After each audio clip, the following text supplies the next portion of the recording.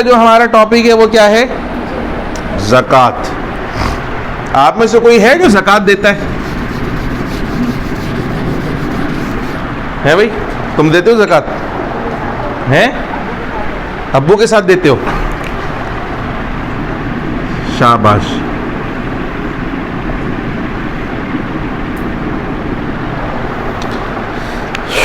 ज़कात भी जो है वो इस्लाम के बुनियादी अरकान में से एक रुकन है। अल्लाह ताला ने कुरान मजीद फुरकान हमीद में नमाज के साथ कई मरतबा ज़कात का जिक्र किया। अकीमुस्सलात व आतुज़्ज़कात, नमाज पढ़ो, नमाज कायम करो और ज़कात अदा करो। ठीक है, तो ज़कात की फ़र्ज़ियत भी कुरान से साबित है, रसूलुल्लाह सल्लल्लाहु अलैहि वसल्लम की अहादीस से साबित है, हुज़ूर के अमल से साबित है। और जो शख्स ज़कात का इनकार करे वो भी दायरे इस्लाम से खारिज हो जाता है। इस बात पर सहाबे कराम का इजमा है। वो ऐसे कि हुज़ूर अलैहिस्सलातु वस्सलाम के ज़ाहिरी विसाल के बाद जब हज़रत अबू बकर सिद्दीक़ खलीफा बने थे तो कुछ कबीलों ने ज़कात देने से इनकार कर दिया। नमाज़ पढ़ने से इनकार नहीं किया, बोला हम नमाज भी पढ़ेंगे, हम रोज़े भी रखेंगे, हम हज भी कर लेंगे, लेकिन हम ज़कात नहीं देंगे। तो हज़रत अबू बकर सिद्दीक़ ने मुसलमान मुजाहिदीन का लश्कर भेजा था, अगर वो ज़कात देने पर राज़ी नहीं हुए तो उनके साथ जिहाद किया जाएगा। तो हज़रत उमर फारूक ने कहा भी वो तो कलमा भी पढ़ते हैं, वो तो नमाज भी पढ़ ले, फिर आप उनके खिलाफ जिहाद कैसे कर सकते हैं? तो हज़रत अबू बकर सिद्दीक़ ने फरमाया जो नमाज और ज़कात में फ़र्क करेगा वो शख्स मुसलमान नहीं है। जिस तरह नमाज फ़र्ज़ है इसी तरह ज़कात भी फ़र्ज़ है। इन दोनों का इनकार करने वाला, दोनों में से किसी एक का भी इनकार करने वाला काफिर हो जाएगा। तो जब अरकान इस्लाम की बात करते हैं वो इसलिए करते हैं कि इनका अगर कोई मुनकिर है ना वो दायरे इस्लाम से खारिज हो जाता है। ठीक है, तो ज़कात के अंदर बुनियादी बात यह है कि ज़कात एक माली इबादत है। कौन सी इबादत है?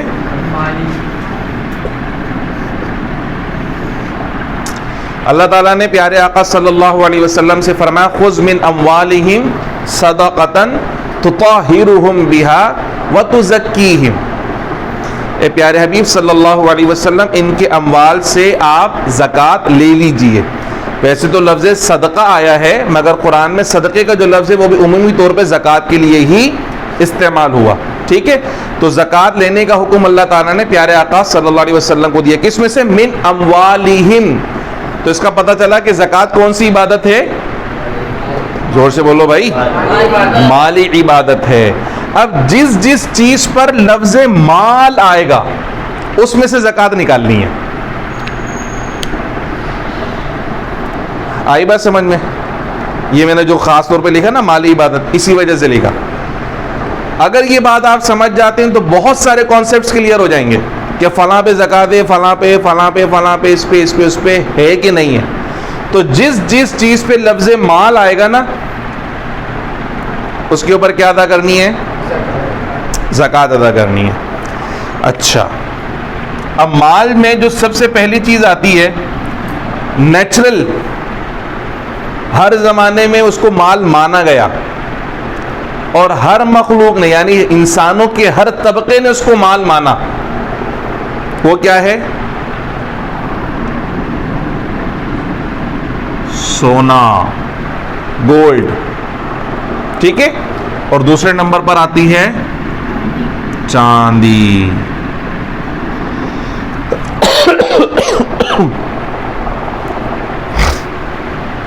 तीसरे नंबर पे आते हैं जानवर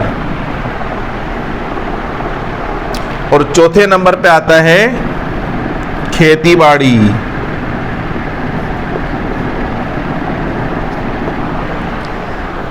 ये चार चीजें माल हैं नेचुरल, इसमें बंदे का कोई वो नहीं है कमाल, ये नेचुरली माल है। ठीक है, जैसे सोना और चांदी ये लेन देन के काम में आते हैं। जानवर, जानवरों की भी खरीदो फरोख्त होती है, किसी को घोड़े की ज़रूरत है, किसी को गधे की ज़रूरत है। ठीक है, इसी तरह चार पाँव वाले हलाल जानवर, इसमें वो मुराद हैं। ठीक है, और खेती बाड़ी जो सब्ज़ा उगता है ज़मीन से, अनाज उग रहा है, सब्जियां उग रही हैं, फल निकल रहे हैं, वो सारी की सारी चीज़ें क्या होती हैं? लोग उसको पसंद करते हैं और ख़रीदते हैं। तो जो चीज़ खरीदी जाएगी वो क्या कहलाएगी? माल। आम लफ्ज़ों में उसको माल कहा जाएगा। तो जिस जिस चीज़ पर माल का लफ्ज़ आएगा उसके ऊपर से क्या करना है, उसकी ज़कात आपको। ये वो हैं जो नेचुरल हैं। सेकंड नंबर पे वो चीज़ें आती हैं जो नेचुरल नहीं है लेकिन लोगों में वो चीज़ें मारूफ हैं। अब जैसे अगर कपड़ा है तो कपड़ा भी तो ख़रीदा जाता है ना, बेचा जाता है, ख़रीदा जाता है, तो वो भी माल हो गया। गाड़ियाँ ख़रीदी और बेची जाती हैं, वो भी माल हो गया। इसी तरीके से घर खरीदे और बेचे जाते हैं, ये भी माल हो गया। ऐसी तरह जो प्लास्टिक के बर्तन हैं, कांच के बर्तन हैं, ये भी खरीदे और बेचे जाते हैं, तो ये भी क्या हो गया, माल हो गया। तो वो चीज़ जो खरीदी और बेची जा रही हो वो सारी की सारी क्या बनती चली जाएंगी, माल। यानी बंदे ने बनाई, ये घर बंदे ने बनाया, प्लास्टिक का सामान बंदे ने बनाया, कपड़ा बंदे ने बनाया, लेकिन इसलिए बनाया था कि इसकी खरीदो फरोख्त हो, तो वो सब चीज़ें क्या कहलाएगी, माल। और उसको कहते हैं माल तिजारत। क्या कहते हैं, माल तिजारत। इसी तरीके से कितनी हो गई है, पांचवी चीज। छठी चीज आती है, पहले जमाने में होता ये था जब नोट नहीं थे तो लोग कैसे चीजें खरीदते थे। पहले ये होता था कि भाई मेरे पास गंदुम है, आपके पास चावल है, मुझे चावल चाहिए तो मैं आपको अपनी गंदुम को दूंगा और आपसे चावल ले लूंगा, ठीक है ना। किसी के पास बकरियां हैं और किसी के पास गायें, अब उसको गाय चाहिए तो क्या करेगा, बकरी देगा और गाय लेगा, यानी अदल बदल करते थे। मेरा सामान आप ले लो, अपना सामान आप मुझे दे दो। लेकिन जब आहिस्ता आहिस्ता तरक्की होती गई तो फिर पैसे बन गए। अब क्या होता है कि अगर मुझे बाजार से कोई चीज़ खरीदनी है तो मैं अपने घर का कोई सामान नहीं देता, बल्कि मैं क्या करता हूँ, पैसे देता हूँ। अंडा चाहिए, ये लो भाई पैसे पकड़ो, फला चीज़ चाहिए पैसे पकड़ो, फला चीज़ चाहिए पैसे। पैसों के जरिए चीज़ें खरीदता हूँ। तो इन पैसों को क्या बोलते हैं, करेंसी। क्या कहते हैं, करेंसी, कैश, ठीक है। अच्छा, जिस तरह ये जो नोट हमारी जेब में होता है ना, ये भी करेंसी है, और इसी तरीके से प्राइस बॉन्ड वो भी करेंसी है। यानी अगर 200 रुपए का प्राइस बॉन्ड है तो उसकी वैल्यू भी 200 रुपए के नोट, 200 रुपए की तरह, 200 का नोट तो नहीं होता, यानी 100 वाले 2 नोट और 200 का प्राइस बॉन्ड बराबर है वैल्यू के अंदर। अगर कोई चीज़ 500 रुपए की है तो आप 500 वाला प्राइस बॉन्ड देकर भी वो चीज़ खरीद सकते हैं। तो करेंसी और प्राइस बॉन्ड क्या है, बिल्कुल बिल्कुल बराबर बराबर है, इनमें कोई फर्क नहीं है।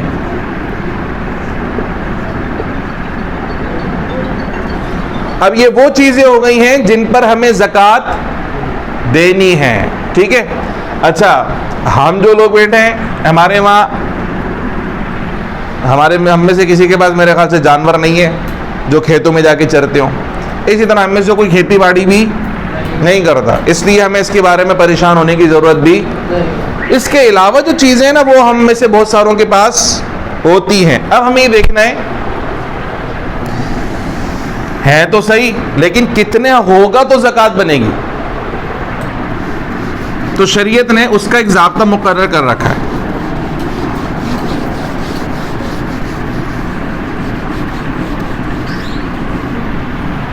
सबसे पहली चीज क्या थी, सोना, यानी कि गोल्ड। कितनी मिकदार में होगा कि ज़कात फर्ज होगी, 7.5 तोले सोना। अगर इतना होगा तो ज़कात होगी, इससे अगर कम होगा तो ज़कात। सेकंड चीज क्या थी, चांदी कितनी, 52.5 तोले चांदी। यानी इतनी चांदी अगर होगी तो ज़कात होगी, अगर इससे कम होगी तो ज़कात। थर्ड बनता माले तिजारत, और चौथा था करेंसी या प्राइस बॉन्ड।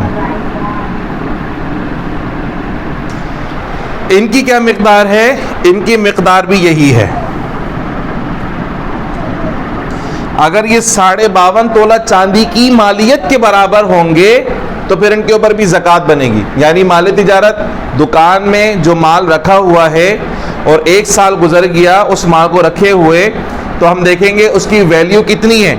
अगर उसकी वैल्यू 52.5 तोला चांदी की कीमत के बराबर है तो उसके ऊपर ज़कात होगी, वरना ज़कात। इसी तरह कैश किसी के पास रखा हुआ है, सेव करके बचाकर उसने रखा हुआ है, ठीक है, और जब वो सारा का सारा काउंट किया, प्लस किया, तो वो देखा कि 52.5 तोला चांदी की मालियत के बराबर वो पहुंच रहा है। तो अगर उसमें पूरा 1 साल गुजर गया है तो उसके ऊपर ज़कात होगी, वरना ज़कात। क्लियर है यहाँ तक? अब तारीख कब से काउंट करेंगे? उसूल तो यही है कि इस्लामी तारीख काउंट करनी है। जब आपके पास पैसे आ जाएं इतने, तो अपने पास डायरी में नोट कर लें कि फुला तारीख को मेरे पास इतने पैसे आ गए थे। अब द वेरी नेक्स्ट ईयर, अगले साल जब वही तारीख आएगी, तो आपके पास अगर उतने पैसे हैं या उससे ज़्यादा पैसे हैं तो तमाम पैसों पे आपको ज़कात देनी है। अगर उससे कम हो गए तो फिर आपको ज़कात, यानी ये जो वैल्यू थी इससे अगर कम हो गए तो ज़कात। फॉर एग्ज़ाम्पल, पिछले साल इसकी कीमत थी 46,000 रुपीज़, यानी 46,000 रुपये में 52.5 तोला चांदी आ रही थी।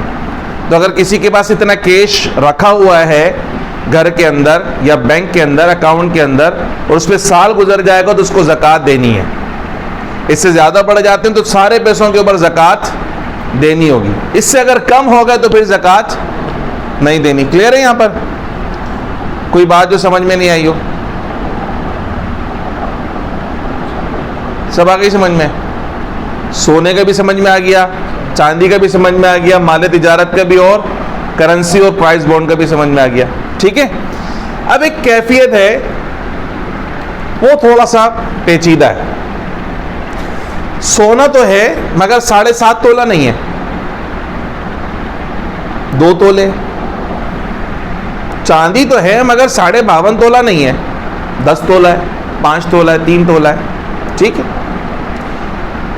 पैसे तो हैं मगर 46,000 रुपये नहीं है, 20,000 या 25,000 रुपये जो पूरे 1 साल से रखे हुए हैं। प्राइस बॉन्ड तो हैं मगर वो 46,000 रुपये के नहीं है, 20,000 रुपये के प्राइस बॉन्ड है जो पता नहीं कब से रखे हुए, खुलने का नाम ही नहीं ले रहे, एक ज़माना बीत गया, ठीक है। सारी चीज़ें मगर थोड़ी थोड़ी हैं, थोड़ा सा सोना, थोड़ी सी चांदी और कुछ प्राइस बॉन्ड। ऐसी सूरत में क्या करेंगे? हाँ, ऐसी सूरत में क्या करेंगे? जितना सोना है उसकी कीमत, जितनी चांदी है उसकी वैल्यू, जो कैश है, जो प्राइस बॉन्ड है, सारी चीज़ों की वैल्यू को क्या करेंगे? प्लस कर लेंगे। और फिर प्लस करने के बाद देखेंगे कि आया 52.5 तोला चांदी की जो कीमत है उसके बराबर पहुंच रहा है या नहीं। अगर उसके बराबर पहुंच रहा है या उससे ज़्यादा हो रहा है तो उसके ऊपर ज़कात होगी, और अगर उससे कम होगा तो ज़कात नहीं होगी। क्लियर है? अच्छा, अब ज़कात मालूम कैसे करें कि कितनी ज़कात होगी? कोई बोला 40वां हिस्सा निकाल लो, 2.5% दे दो, यूं दे दो, 100 रुपये में से 2.5 रुपये, 100 में से 2.5 निकाल दो। अब 100 में से कितने 2.5 निकालेंगे भाई? हैं? 100 में से 2.5 निकाल दो और ये ज़कात हो जाती है। इसका बहुत इजी फार्मूला है, बहुत इजी। क्या? टोटल वैल्यू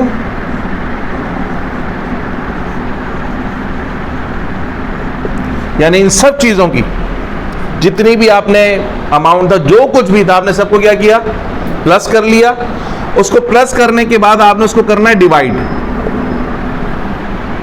किससे करना है? 40 से। किससे करना है? अब जो आंसर आएगा ना आपके पास, वो ज़कात होगी जो आपने देनी है। समझ गए? प्रैक्टिस करनी है। 1 लाख रुपए की ज़कात कितनी होगी? टोटल वैल्यू की जगह लिखो आप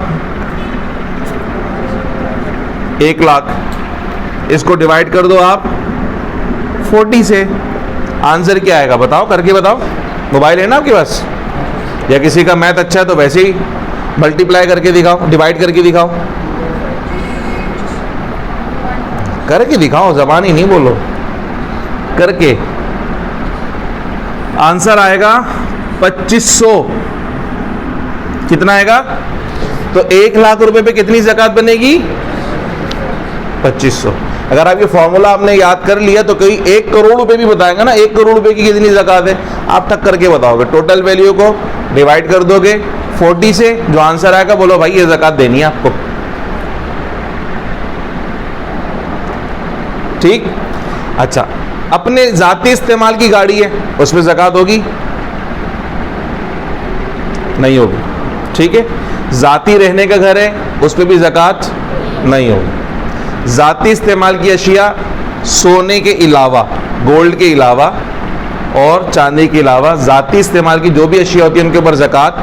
लेकिन सोना और चांदी जाती इस्तेमाल में भी होते हैं ना, ख़वातीन के जेवर पहनी हुई हैं, उस पर भी ज़कात है। ऐसा नहीं कि नहीं पहनने के जेवर पे तो ज़कात नहीं है, तो और कौन सा जेवर पे ज़कात है भाई? है, हमने कौन सा सुनार की दुकान घर में खोल के रखी है? तो जो पहनने का जेवर है उसी के ऊपर तो ज़कात है।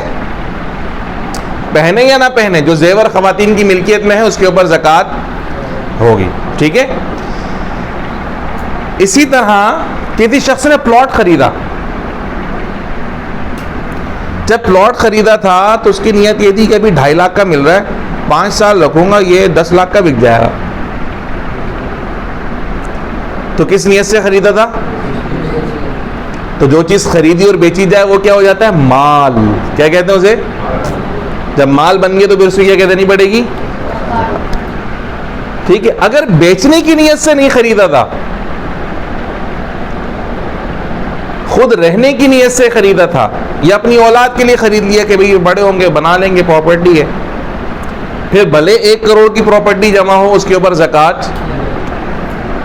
ठीक है। तो ज़मीनों पे वैसे ज़कात नहीं है, भले कितने सारे प्लॉट आपके पास मौजूद हो, लेकिन अगर बेचने की नीयत से खरीदा तो फिर आपको ज़कात नहीं। इसी तरह गाड़ी पे ज़कात नहीं है, लेकिन गाड़ी इसलिए खरीदी थी कि बेच दूंगा, तो जब जो चीज़ खरीदी बेची जाए वो क्या बन जाती है? और हर माल के ऊपर ज़कात, तो फिर गाड़ी पे भी ज़कात देनी पड़ेगी। जैसे अगर कोई अपना प्लॉट लिया, उसको अगर हमने इस नीयत से लिया कि हम ले लेंगे और अगर इसमें ज़्यादा पैसे अगर ये चलेगी तो इसको ले भी लेंगे, तो फिर इस वक्त फिर भी ज़कात देनी पड़ेगी, चूँकि बेचने की नीयत तो थी ना, खालिस नहीं, दोनों नीयत क्या है? इसका मतलब यही है ना कि डगमगा रहा है बंदा, अगर बढ़ के मिले तो बेच दूंगा, मतलब बेचने की नीयत है ना। लेते वक्त की नीयत होनी चाहिए कि मैं नहीं बेचूंगा तो ज़कात नहीं है, भले बाद में बेच दे। ज़रूरत पड़ती है ना कभी बंदे को, पैसों की ज़रूरत पड़ गई और बेचना पड़ा तो ठीक है बेच दे, ज़कात नहीं देनी पड़ेगी। लेकिन अगर खरीदते वक्त नीयत थी कि बेचूंगा और 10 साल तक पड़ा रहे नहीं बिका, तो हर साल की ज़कात देनी होगी। ठीक है। तो ये ज़कात के हवाले से कुछ मोटी मोटी बातें थी कि ज़कात कुरान से भी साबित है, सुन्नत से भी साबित है, सहाबा के इजमा से भी साबित है। और ज़कात कौन सी इबादत है? माली इबादत। तो जिस चीज़ को माल कहा जाएगा, जिसकी खरीदो फरोख्त होती होगी, उन तमाम चीज़ों के ऊपर ज़कात देनी होगी। ठीक है। तो हमने कुछ नेचुरल चीज़ें सुनी थी, सोना, चांदी, जानवर, खेती, ये नेचुरल हैं जिसकी खरीदो फरोख्त होती है। तो सोने पर भी ज़कात, चांदी, सोना, चांदी, माल तिजारत और करेंसी या प्राइस बॉन्ड वगैरह। तो सोना कितना हो? 7.5 तोले तो ज़कात। चांदी कितनी? 52.5 तोला हो तो ज़कात। माल तिजारत कितना? 52.5 तोला चांदी की बराबर। और करेंसी और प्राइस बॉन्ड कितने? 52.5 तोला चांदी की मालियत के बराबर अगर हो और उस पर साल गुजर जाए, साल गुजरना शर्त है, तो ज़कात होगी। अगर इससे कम हो और साल नहीं गुजरा तो ज़कात नहीं होगी। क्लियर है? ज़कात निकालने का तरीका क्या है? Total value divided by 40। तो जो आंसर आएगा वो क्या है? ज़कात के रकम है जो आपको अदा करनी है। ठीक है। यहाँ तक क्लियर है सबको? बस इतना ही आपके लिए काफ़ी। आपको तकीन वस्सलातु वस्सलामु अला रसूलिहिल करीम अल्लाहुम्मा रब्बना आतिना फिद दुनिया हसनतन व फिल आखिरति हसनतन व क़िना अज़ाबन्नार। या अल्लाह या रहमान या रहीम, हम सब का यहाँ पर जमा होना और दीन का इल्म हासिल करना अपनी बारगाह में कबूल फरमा। हमने यहाँ पर जो कुछ भी सुना उसे याद रखने, उस पर अमल करने, दूसरों तक पहुँचाने की तौफीक अता फरमा। इलाहुल आलमीन इल्म दीन हासिल करने के लिए हमारे सीनों को कुशादा फरमा, हमारे हाफ़ज़ों में तक़वियत अता फरमा। इलाहुल आलमीन हम सबको दीन मतीन का इल्म हासिल करने और उस पर अमल करने की तौफीक अता फरमा। जो माह रमज़ान शरीफ आने वाला है, इलाहुल आलमीन उसकी भरपूर तैयारी करने की तौफीक अता फरमा, सही तरीके से रोज़े रखने की तौफीक अता फरमा और ख़ूब इबादात का ज़ौक़ व शौक़ हमें अता फरमा। समिअना व अताअना ग़ुफ़रानक रब्बना व इलैकल मसीर। व सल्लल्लाहु तआला अला खैरि ख़ल्क़िही सय्यिदिना मुहम्मद व अला आलिही व अस्हाबिही अजमईन बिरहमतिक या अरहमर राहिमीन। आमीन। अल्लाहुम्मा जअल आखिर कलामिना ला इलाहा इल्लल्लाह मुहम्मदुर रसूलुल्लाह सल्लल्लाहु। Now watching Republic Live, your channel